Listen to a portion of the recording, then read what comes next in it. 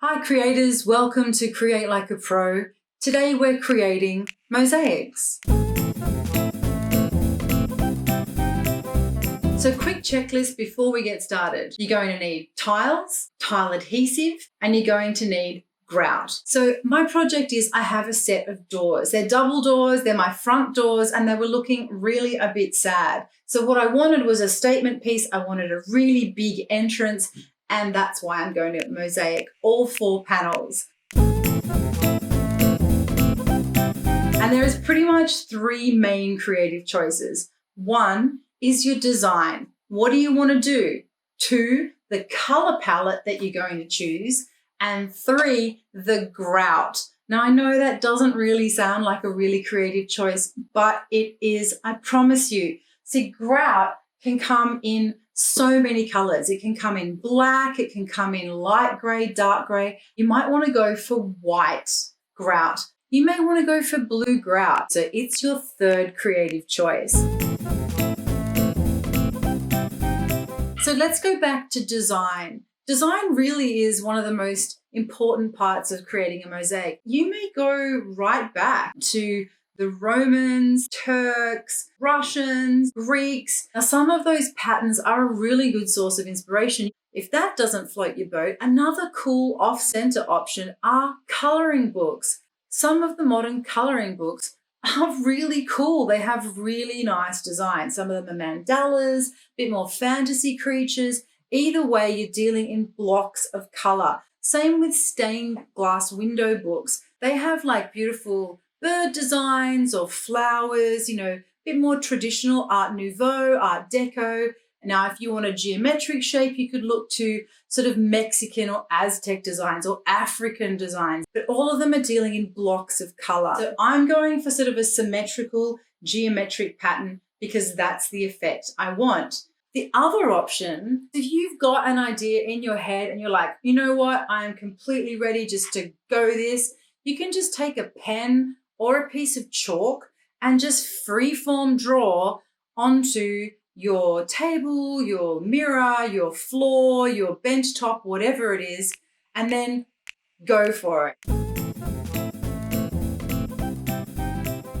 Okay, so the next creative choice is your color palette. So what I want is a statement piece. They're the front doors to the house. I wanted it to be bold, so I went with pretty much primary colors. First of all, I put my design into, for me, it was Photoshop, and then I just played around with the color palette that I wanted. Now, if you're comfortable in Photoshop or CorelDRAW or any drawing program, have a look at what you think colors will work for your project. And then you can decide on how many tiles you need to buy. If not, just go freeform.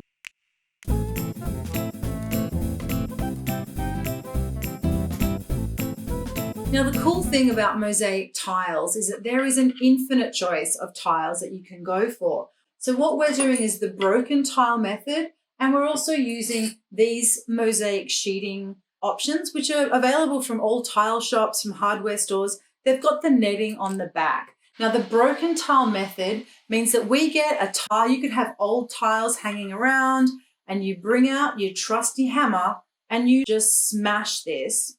I'm going to put that into a cardboard box, and I'm going to put the tile inside the cardboard box so all the shards don't smash everywhere. And I'm going to smash these tiles, and then I just put them into, little ice cream containers or whatever you've got, and you basically put them into colors. So you've got like orange, blue, darker blue, yellow, red, easy for me to find. Now these basically become a jigsaw on your mosaic, which we're going to show next. So the next question is, where is it going? And that's going to determine 2 important things. One is it going outside or inside? Pro tip, choose cement sheeting for outside. And this is cement board sheeting. You can see it's sturdy, it's tough, and if it gets rain on it, it will not melt. You can always put the mosaic directly onto the path or onto the wall, as long as it's not onto degradable wood. Now, inside, not so many limitations. You can put your mosaic directly onto a table, the mirror, or if you want to put it onto a piece of board first. Now, the other pro tip is it going on the floor or is it going somewhere else? If it's going on the floor, you're going to want to choose floor tiles because they're made for it. They're made for high traffic. What you don't want is a thick tile with a thin tile. So you want to have a tile that's this width with a tile that's around about that width. You want to make sure it's pretty much flush.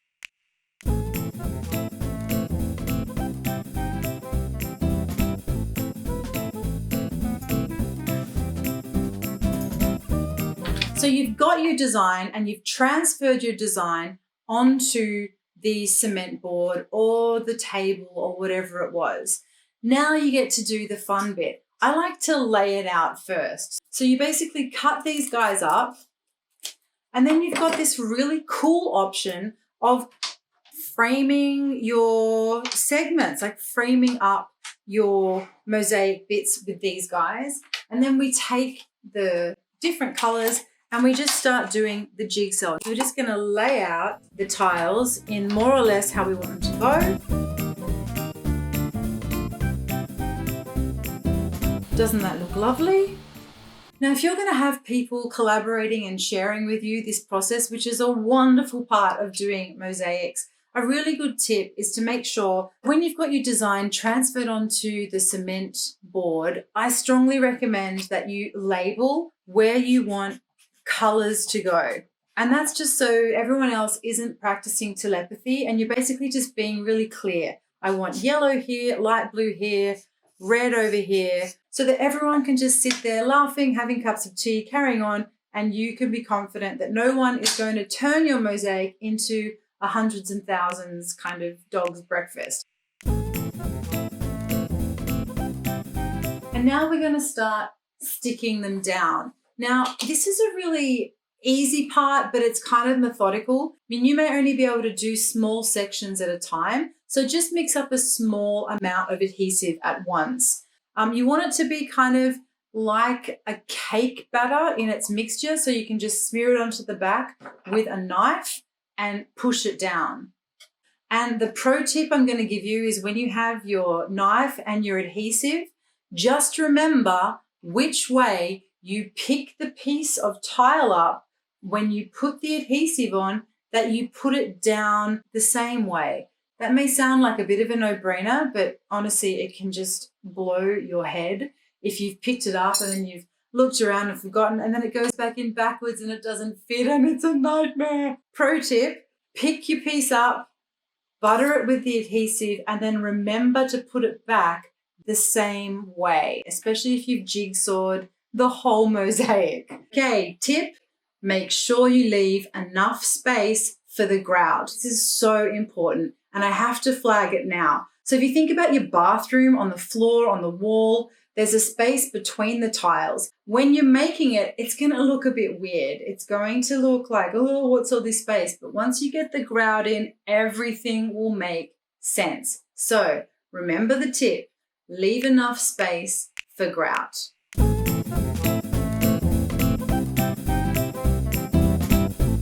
So here we are at the part of the adventure I like to call messy but necessary, the grouting. So you'll need some sort of protection for your hands if it's washing up gloves or just rubber gloves. You'll need cloths, plenty of cloths. You'll need your grout and you'll need a clean bucket. So first of all, you'll need to mix up your grout. You want it to end up basically the consistency of creamy toothpaste. Once you've got your grout mixed up, it's really important that when you apply the grout, it's even. You want it to go through every single tile, every crevice evenly. It can end up sometimes with air bubbles in the grout, and that just ends up looking horrible. So be careful of that. Make sure when you put it on that you're really focused on getting it into every nook and cranny evenly. Now, my secret tip here is put your first pass of grout on, wipe off the excess, and then leave it for 10 minutes. I like to use this style of cloth. With these cloths on the second pass, I go in, and I clean off the tiles. So I really start to see every individual tile. You want to be careful because if you don't get it off now, it gets so difficult to get off later. So this step is really important. Try and get off as much as you possibly can now. And then once you've done it the second time, you want to leave it again. You can leave it for an hour, you can leave it overnight, but you want to come back the next day and you want to wipe off whatever's left. And that's pretty much going to be, voila, finished. I hope you've been really inspired. Let me know below in the comments what you've made. Remember, creativity is the antidote to everything. Thanks for coming on the adventure, and I'll see you next time.